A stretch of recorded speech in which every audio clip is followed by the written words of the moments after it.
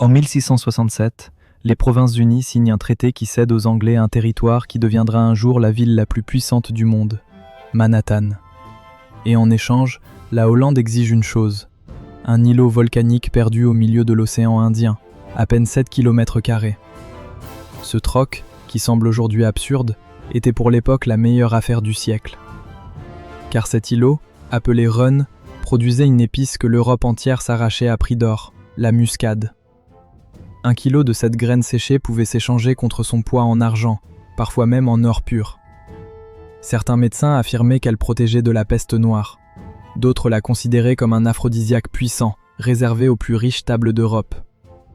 Mais avant que les empires ne s'affrontent pour elle, la muscade avait un secret bien gardé. Elle ne poussait qu'à un seul endroit sur toute la planète.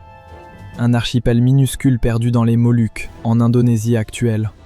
Les îles Banda, 10 îlots noyés dans le Pacifique, à des milliers de kilomètres de toute grande puissance européenne. Pendant des siècles, seuls des marchands arabes, indiens, puis vénitiens connaissaient la route de ces îles, et ils gardaient jalousement le mystère de son origine. Les Européens payaient des fortunes sans même savoir d'où venait réellement la muscade. Ce voile de mystère nourrissait encore davantage sa valeur et sa légende. Puis vint l'âge des grandes explorations. Les Portugais, les premiers, atteignirent les Moluques au début du XVIe siècle et goûtèrent à cette richesse inouïe. Mais c'est une autre puissance qui allait transformer ce commerce en guerre totale. En 1602, la Hollande fonde la Compagnie néerlandaise des Indes orientales, la VOC, une entreprise si puissante qu'elle possédait sa propre armée et sa propre flotte de guerre. La VOC voulait le monopole absolu sur la muscade, et elle était prête à tout pour l'obtenir. En 1621, le gouverneur néerlandais Jan Pieterszoon Koen débarque aux îles Banda avec des mercenaires japonais et des soldats européens. Ce qui suit est l'un des épisodes les plus brutaux du commerce mondial. La population bandanaise, environ 15 000 habitants, est massacrée, déportée ou réduite en esclavage. Presque tout l'archipel tombe sous contrôle néerlandais. Presque, car un dernier îlot résiste. Rhun, minuscule confetti de terre à peine visible sur les cartes, reste aux mains des Anglais depuis 1616. Une poignée de colons anglais s'y accrochent, cultivant leur propre muscadier, provoquant la fureur de la toute-puissante VOC. Pendant plus de 40 ans, cette poussière d'île devient un symbole de résistance et de fierté nationale. Les tensions entre Anglais et Hollandais s'étendent bien au-delà des Moluques. Les deux puissances s'affrontent désormais partout sur les océans du globe, de la mer du Nord jusqu'aux côtes d'Amérique. En 1664, une flotte anglaise s'empare d'une colonie hollandaise de l'autre côté du monde, la Nouvelle-Amsterdam, sur une île appelée Manhattan. Les Hollandais, furieux, veulent la reprendre. La guerre s'intensifie, jusqu'à ce que les diplomates des deux camps se retrouvent autour d'une table, en 1667, dans la ville néerlandaise de Breda. C'est là que se joue le tournant. Les négociateurs hollandais posent une condition ferme, garder Rhun, coûte que coûte, pour verrouiller totalement le monopole mondial de la muscade. Les Anglais, eux, acceptent, à condition de conserver ce territoire nord-américain déjà en leur possession. Le marché est scellé. La Hollande obtient son île d'épices, l'Angleterre garde Manhattan. Sur le moment, l'affaire semble à sens unique en faveur des Hollandais. Le prix de la muscade explose en Europe, les caisses de la VOC débordent, et la compagnie devient l'une des entreprises les plus riches de l'histoire humaine. Pendant ce temps, Manhattan n'est encore qu'un modeste comptoir de quelques milliers d'âmes, rebaptisé New York. Mais l'histoire allait donner raison à l'autre camp. Ce petit comptoir insignifiant deviendrait des siècles plus tard le cœur battant de la finance mondiale. Et l'île de Rhun, elle, sombrerait dans l'oubli, simple point minuscule perdu sur une carte, preuve que la vraie richesse, parfois, ne se révèle qu'avec le temps. Mais pour comprendre l'ampleur de cet échange, il faut remonter le temps, bien avant le traité de 1667. Car les îles Banda ne sont pas un territoire vierge découvert par hasard. Depuis des siècles, ce minuscule archipel indonésien est l'unique endroit au monde où pousse naturellement le muscadier. Pendant des générations, les Bandanais commercent déjà avec des marchands chinois, arabes et javanais, échangeant leurs précieuses épices contre du riz, des tissus et des porcelaines. Un réseau commercial ancien, prospère, autonome, jusqu'à l'arrivée des Européens. En 1512, les Portugais, menés par Antonio de Abreu, sont les premiers Européens à poser le pied sur ces rivages. Ils repartent émerveillés, mais ne parviennent jamais à contrôler durablement l'archipel. La véritable bataille pour la muscade ne fait que commencer. En 1602, la Hollande fonde la Compagnie néerlandaise des Indes orientales, la VOC. Une entreprise dotée de pouvoirs quasi militaires. Elle peut lever des armées, signer des traités, faire la guerre.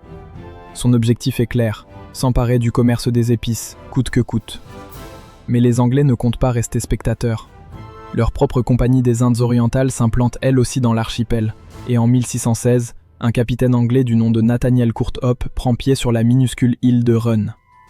Une île à peine plus grande qu'un village, mais dont le sol regorge de muscadiers. Pour les Hollandais, sa présence est intolérable.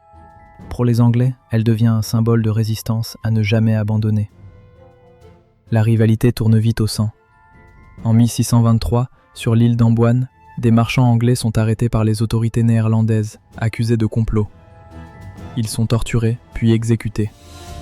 Le massacre d'Amboine choque l'Europe entière et empoisonne durablement les relations anglo-néerlandaises. C'est dans ce climat de tension extrême qu'un homme va marquer l'histoire de la muscade de la pire des manières. Jan Pieterszoon Koen, gouverneur général de la VOC. Un stratège brillant et d'une brutalité implacable. En 1621, Koen lance une expédition punitive contre les habitants des Bandas, jugés trop indépendants, trop attachés à leur commerce libre avec d'autres puissances. Ce qui suit reste l'un des épisodes les plus sombres de l'histoire coloniale néerlandaise.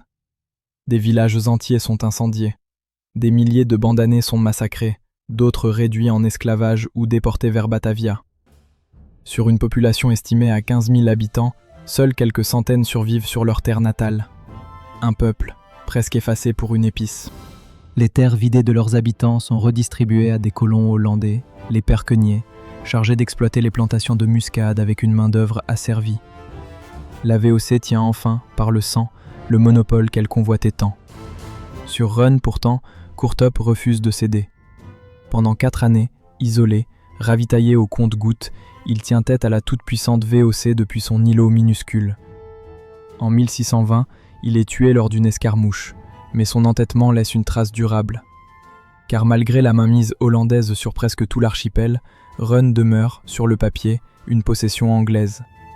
Un caillou perdu, sans valeur apparente pour la couronne d'Angleterre, mais qui, 47 ans plus tard, deviendra la monnaie d'échange ultime face à Manhattan. Pour verrouiller totalement son emprise, la VOC va plus loin encore. Elle met en place une politique redoutable, l'extirpation. Des expéditions armées sillonnent les îles voisines pour localiser et détruire systématiquement tout muscadier poussant hors des territoires sous contrôle hollandais. Posséder ou transporter des plants de muscade sans autorisation devient un crime capital. La sentence ? La mort. Une loi d'une sévérité extrême, pensée pour une seule chose, garantir que plus jamais une graine ne germe hors du contrôle néerlandais. À Amsterdam, la compagnie va même jusqu'à brûler volontairement des cargaisons entières de muscade excédentaires, préférant détruire la marchandise plutôt que d'en faire chuter le prix sur le marché européen.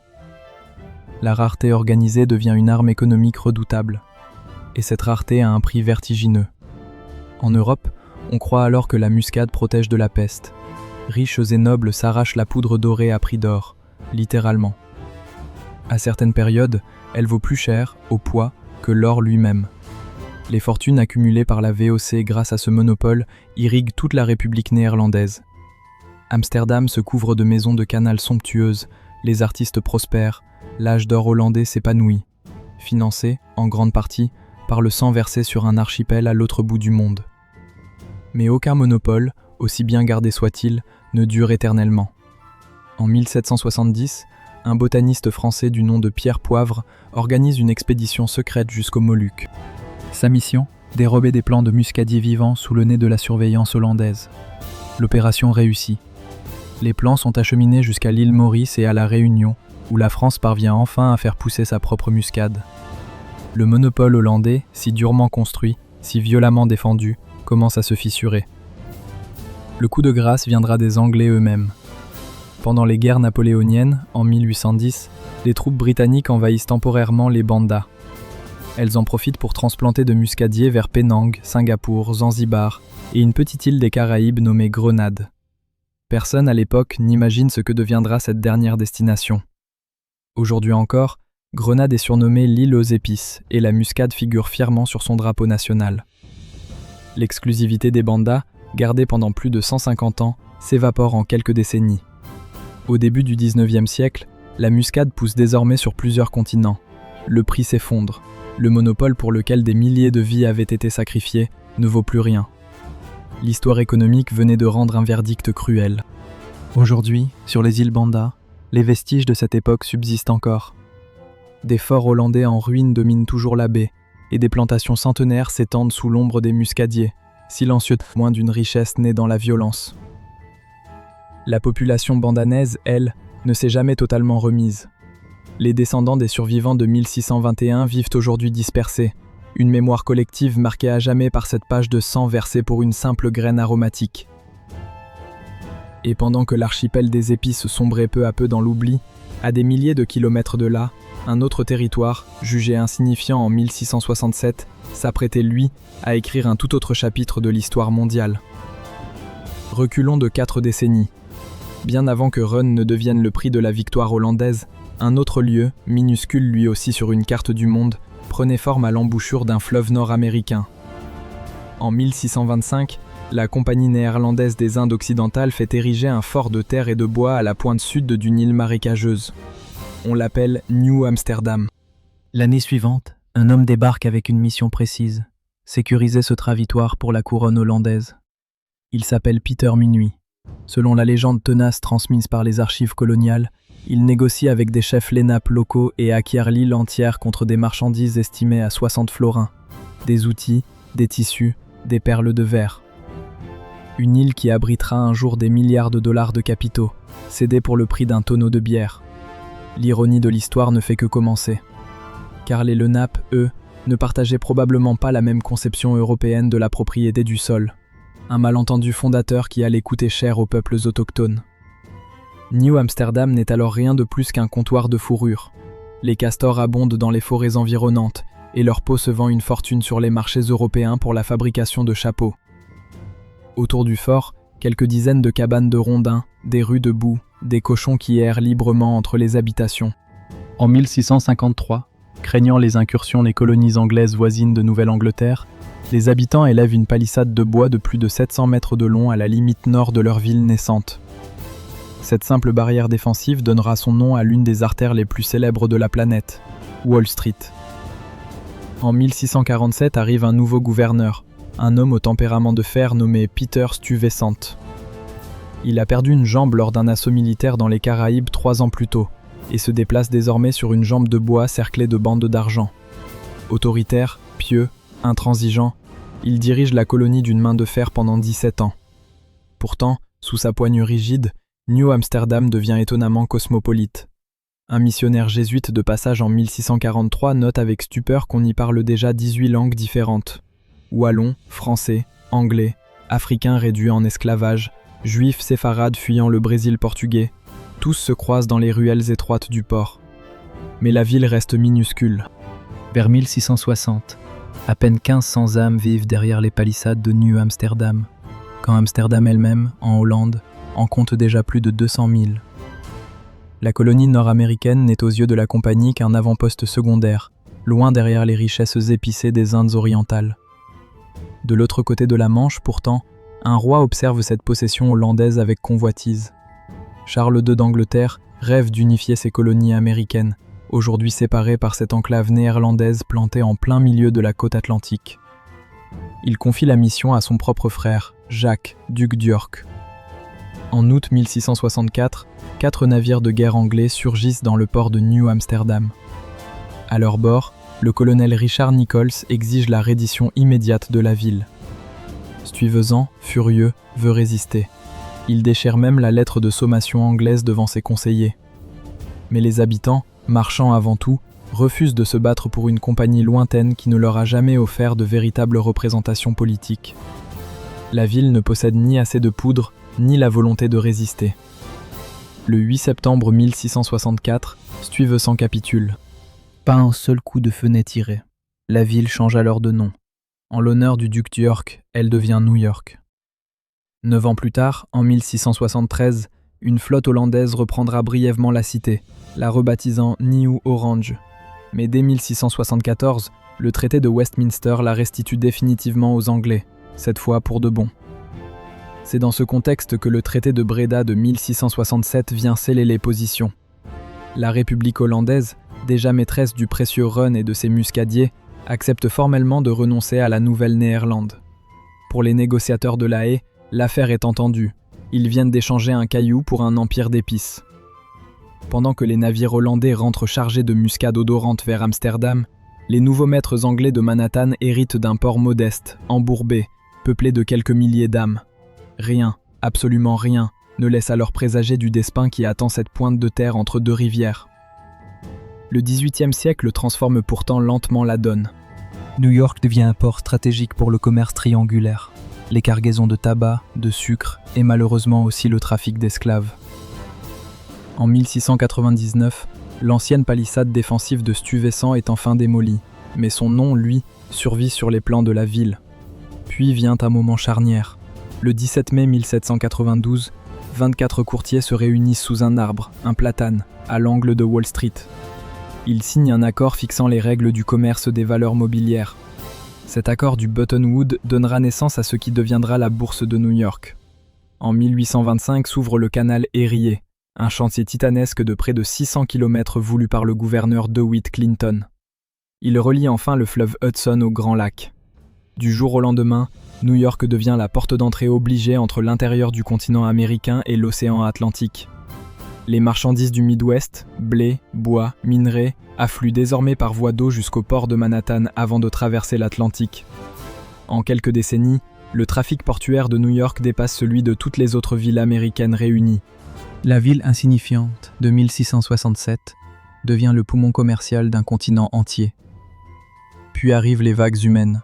Irlandais fuyant la Grande Famine dans les années 1840, Allemands, puis Italiens et Juifs d'Europe de l'Est à la fin du siècle. En 1892 ouvre le centre d'immigration d'Ellis Island, dans la baie de New York.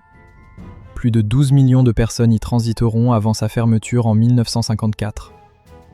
La skyline elle-même commence à jaillir du sol. En 1902 s'élève le Flatiron Building, silhouette triangulaire vertigineuse pour l'époque. Manhattan, jadis couverte de fermes et de marécages, se hérisse peu à peu d'acier et de verre, symbole d'une modernité que personne, 2 siècles plus tôt, n'aurait pu imaginer. En 1898, un acte administratif change tout. 5 arrondissements, Manhattan, Brooklyn, le Queens, le Bronx et Staten Island, fusionnent en une seule entité municipale. Du jour au lendemain, la population de la ville bondit à plus de 3 millions d'habitants. New York devient instantanément la 2e ville la plus peuplée du monde. Wall Street, cette ancienne palissade défensive percée de boue, devient le cœur battant de la finance mondiale. Des fortunes s'y construisent et s'y effondrent en quelques heures. Le nom même de cette rue, né de la peur d'une attaque anglaise au XVIIe siècle, s'impose désormais comme synonyme du capitalisme planétaire. Et pendant ce temps, à des milliers de kilomètres, les bandas continuaient d'exporter leurs muscades dans une relative obscurité. 2 territoires, échangés sur un parchemin en 1667, 2 trajectoires qui n'auraient pu diverger davantage. Combien de diplomates hollandais, en signant ce traité de Breda, ont-ils seulement imaginé ce que deviendrait un jour ce comptoir marécageux qu'ils abandonnaient sans regret ? Aucun document d'époque ne laisse deviner le moindre doute, la moindre hésitation. Pour eux, l'affaire était limpide, presque risible tant elle semblait avantageuse. L'histoire, pourtant, aime les retournements les plus cruels. Ce qui ressemblait en 1667 à la négociation la plus intelligente du siècle allait, avec le temps, se révéler comme l'un des calculs les plus lourds de conséquences jamais commis par une puissance coloniale. Reste à comprendre comment, précisément, le déclin de l'un a fini par éclairer, en négatif, l'ascension prodigieuse de l'autre. Est-ce que cette histoire révèle encore aujourd'hui, sur la manière dont les empires mesurent, ou plutôt mal mesurent, la véritable valeur des choses ? Remontons quelques décennies avant ce fameux traité. En 1621, un homme débarque sur les rivages de Banda avec une détermination glaciale. Jan Pieterszoon Koen, gouverneur général de la Compagnie néerlandaise des Indes orientales. Sa flotte compte une quinzaine de navires et près de 2000 hommes, dont des mercenaires japonais engagés pour leur brutalité au combat. L'objectif de Koen n'est ni le commerce ni la négociation, c'est l'anéantissement. En quelques semaines, les villages bandanais sont incendiés, les récoltes détruites, la population soumise à une répression d'une violence inouïe. Sur environ 15 000 habitants, on estime que moins de 1000 survivent sur l'archipel. Les survivants sont déportés ou réduits en esclavage, contraints de cultiver les précieux muscadiers pour le compte de la compagnie. Des colons hollandais, appelés perqueniers, reçoivent des concessions de terre, 400, à condition de fournir chaque année leur quota de noix de muscade à la VOC. Pourquoi un tel acharnement pour une simple épice? En Europe, la muscade vaut alors son pesant d'or, littéralement. Certains marchands la revendent jusqu'à 60 000 fois son prix d'achat aux Indes. On la croit même capable de repousser la peste, ce qui déclenche des flambées de demande à chaque nouvelle épidémie. Mais un petit îlot résiste encore à l'emprise hollandaise. Run, un confetti de terre à peine plus grand qu'un village.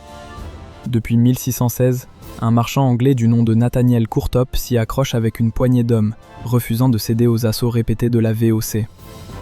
Pendant près de 4 années, Courthope tient siège sous blocus naval, rationnant vivres et poudre, jusqu'à trouver la mort en 1620 lors d'un ultime affrontement. Son sacrifice n'empêchera pas la chute de l'île, mais il ancrera durablement la présence anglaise dans la mémoire de ce lointain confetti d'épices. La mort de Courthope ouvre la voie à la vengeance. En 1621, le gouverneur général Jan Pieterszoon Koen débarque sur les îles Banda avec une flotte lourdement armée, décidé à en finir avec toute résistance.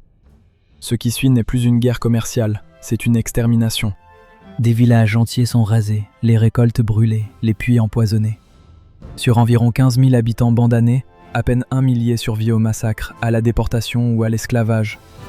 Koen repeuple les plantations avec des colons hollandais, les perqueniers, et des esclaves importés, transformant l'archipel en une gigantesque exploitation à ciel ouvert.